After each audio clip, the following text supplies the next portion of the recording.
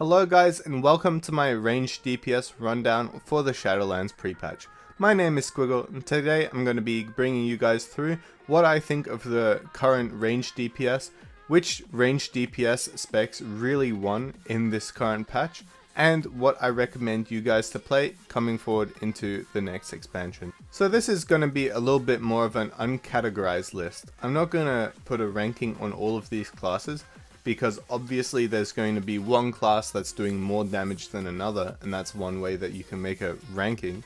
However, I'm also going to talk about what gained the most, what's going to have the most effectiveness in Mythic Plus and raiding scenarios alike, and what you can play in order to have fun in the current pre-patch. So remember guys, take this video with a large grain of salt, and of course remember at the moment it is all about having fun, and just remember to play the specs that you like and have a little bit of fun with the game while we can before we really get into the grinding. Now without further ado, here is my guide and I hope you guys enjoy. Now starting off, we have the Elemental Shaman. Now not only has the Elemental Shaman's damage spiked a little bit in the current raid tier, however, the Shaman has a lot more interactiveness when it comes to the rotation. It's got a lot of nice new spells such as the Echoing Shock, which allows you to make these micro decisions depending on how many targets are alive and what spells you have coming off cooldown in order to make sure that you're doing the best damage possible. And honestly, it is a really fun build. I've been having a lot of fun with this getting up to level 50, and I have a lot of friends who really enjoy it, and honestly it's pumping right now. So this is a great time to get into the Elemental Shaman and have some fun with it.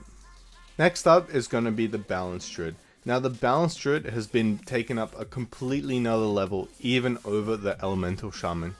First of all, it's actually got some AoE now. Starfall has been completely reworked back to the way that it used to be. It looks really nice just being able to press the button and not put it anywhere down on the ground, and of course it is doing more damage than it used to.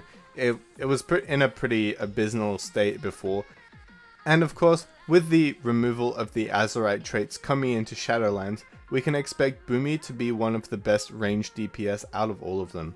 On top of this, it is also going to have Stampeding Roar brought to the table as a ranged DPS spec, which gives it a lot of raid and dungeon utility. Overall, we can see a lot of Boomkins being brought to the table next expansion, and it's honestly really fun to play. They've done a lot of things with the class that make it really interactive, and of course, if you know how to play the class well, you can basically top DPS. It's really interactive and it's super duper fun. Next up, we are going to have the Frost Mage. Now, the Frost Mage has been pretty much in the shadow of fire for the longest time. However, we can see that with the removal of corruption, Frost Mage is really starting to step up, and it is of course overtaking the other two mage specs. Of course, Arcane looks like it can be pretty good as well, but only scaling and time will tell. I will say this though, the mage has been pretty much a staple for the longest time, which is why I want to put it on this list. It's expected that at least one mage is always going to be brought to any tier. It ends up being more like 2 to 4. So if you're stuck on what kind of range DPS to play, mage is probably the way to go. Next up, we have the Warlock, and specifically we're going to be talking about the Affliction Warlock. Affliction is doing a ton of damage right now, and similar to the way that Frost is working with fire, the Affliction Warlock is completely dumpstering the Destrologs. So we can see that Affliction is going to be extremely strong coming into the next tier. We'll see how we go with all of the Covenants and the Conduits and stuff like that. But overall, the Malefic Rapture playstyle specifically is a lot of fun, and it does rely a lot on sniping and making sure that you're playing the class right. So overall, a thumbs up from me, and I really like where this spec is going. Next up, we have the Hunter. Specifically, we are going to be talking about the Beast Mastery Hunter today. Now, Beast Mastery Hunter has been decimating for quite a while. It is quite ahead of the pack, especially when compared to the other Hunter specs.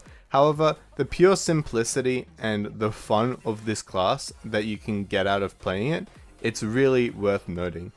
It basically doesn't even punish you for all of the range mistakes that people make. You can do your full damage combo while standing anywhere running around, you can do whatever you want. So it's a really good entry level ranged DPS class that I recommend everyone to enjoy. Coming into the next expansion, we can also see the utility of this class proving exceptional once again. It is rather squishy, but it still does give a rather low cooldown immunity, which ends up being a really good part of every spec in progression rating. And of course, in Mythic Plus, it's pretty much doing the best damage right now. I think the current composition that most groups are going is something like 2 Hunters and 1 Rogue. So this really shows the strength of the Beast Mastery Hunter and how it really just hasn't missed a beat in the pre-patch. Last but not least, we have the Shadow Priest. Now, not only did the Shadow Priest get an amazing overhaul, get a bunch of new abilities, and have the opportunity to do some burst DPS for once, but it also got another defensive cooldown out of Desperate Prayer.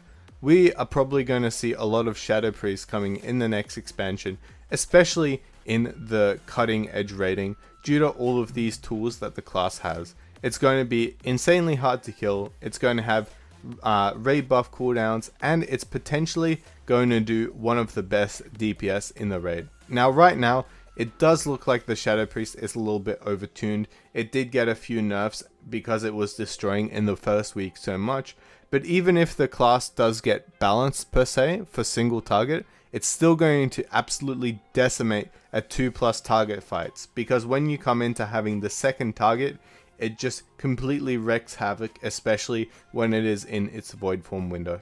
Now that just about wraps up my guide for the ranged DPS for the Shadowlands pre-patch. If you like this video, make sure to give it a thumbs up. If you want to watch more of this kind of content, make sure to subscribe down below. And last but not least, make sure to leave me any comments about what you liked about this video, what you disliked, and any questions if you have them. Thank you so much for watching, and I hope you have a good day.